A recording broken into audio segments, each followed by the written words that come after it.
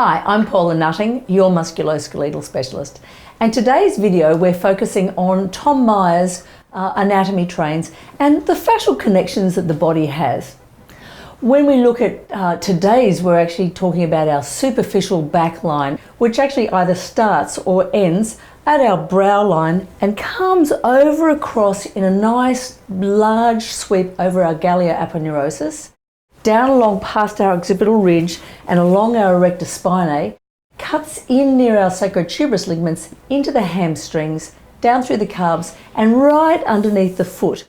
What we tend to see with people that have disconnect with our superficial back line are specific tender points, and sometimes other muscles will work and engage to try to take over that load. How many of your clients do you see with tight quadratus lumborum?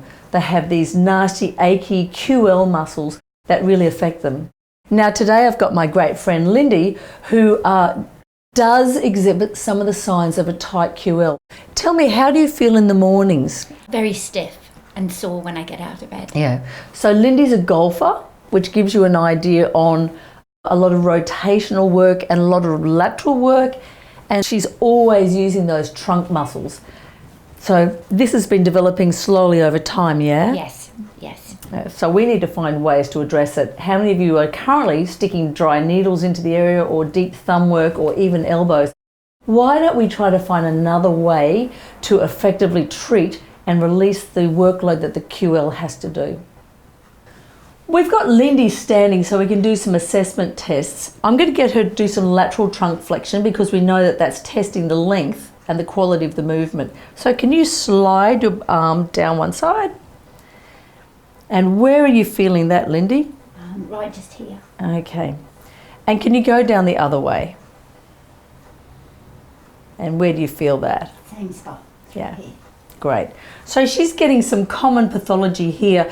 Sometimes the QL doesn't like you coming down into it and it can get quite angry and we get some rotations. We're going to look at the rest of the work with Lindy in prone. We can get a lot of tips when our clients are in prone position. And in fact, what we're doing is we're looking at some of the connections where the superficial back line will attach. Along the floating ribs is a typically wonderful example to tell if they've got any tenderness and stiffness. So I'm going to go thumb over thumb, resting on the lower 12, 11 and 10th ribs. And I'm just pressing down. So I'm going from posterior to anterior and I'm feeling for the quality of that movement. And I'm also asking to get a gauge whether she feels it's tight, pinchy, stiff. How do they feel on that side? Very tight. Yeah. And then we're going to go to the other side. I normally walk over side by side, but we can do it across quite easily. What do these feel like to you, Lindy? Very loose. Yeah, okay.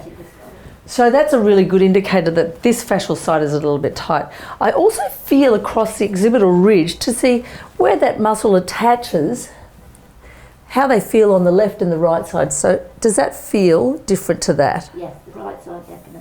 Yeah, so a little bit sore, and that's an indicator along that side. And then we'll also be addressing to see if the sacrotuberous region is feeling a little bit sore on one side than the other.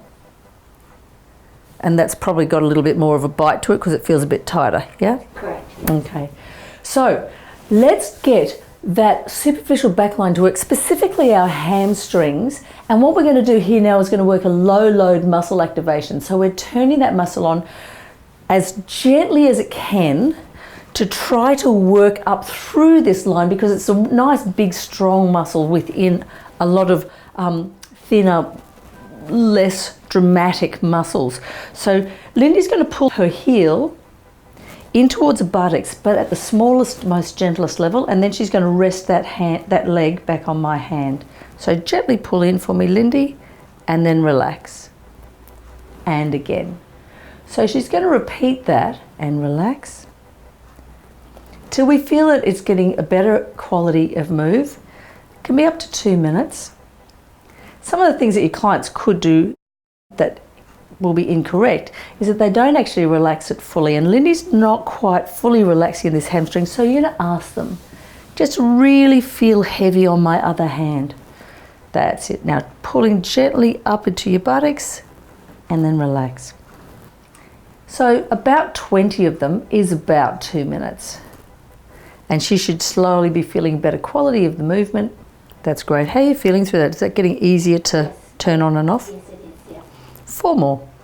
So when you've been working really deep work into the QLs and not getting long results, this might be a good idea as a clinical option. And I'll show you a little exercise that they can do later. Good work. Okay. So let's go through those ranges again.